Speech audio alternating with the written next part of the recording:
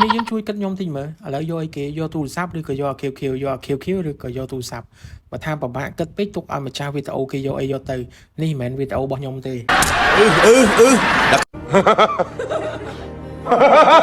ហើយ Even Golden Man នេះមានគ្នាយើងគាត់ឆាប់បានរបស់ផ្លាយច្រើនខ្លាំងមែនតើមិនមែនត្រឹមតែទូរស័ព្ទដៃ Oppo ទេតោះតើមើលទាំងអស់គ្នាដូចជាម្ចាស់ account នេះចឹងដែលមានឈ្មោះថា Ichigo ណាគាត់បង្វិលបាន iPhone ពណ៌ទឹកក្រូចអ្នកនរគ្នាមិនមែនពីតេអីទេនេះប្រភេទដាក់ថ្មបាន3គ្រាប់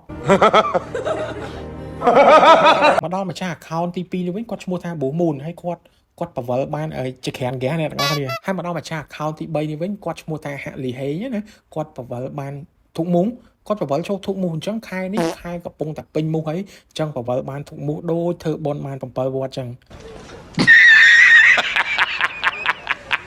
នេះហើយម្ចាស់ account បន្តទៀតហ្នឹងគាត់បង្វិលបានម៉ូតូធំហើយបង្វិលបានទូរទស្សន៍ LCD ហើយជាពិសេសនេះម្ចាស់ account ចុងក្រោយគេនេះបង្វិលបានក្រែប្រអប់នេះបងនេះអូយជូនពរឲ្យគាត់គេងបានលក់ស្រួលណាអញ្ចឹងមកគ្នាយើងបង្វិលបានអីផ្លែកទៀតតម្លាក់នៅខាងក្រោមខមមិនមកចាំខ្ញុំធ្វើវីដេអូ part 2ឲ្យ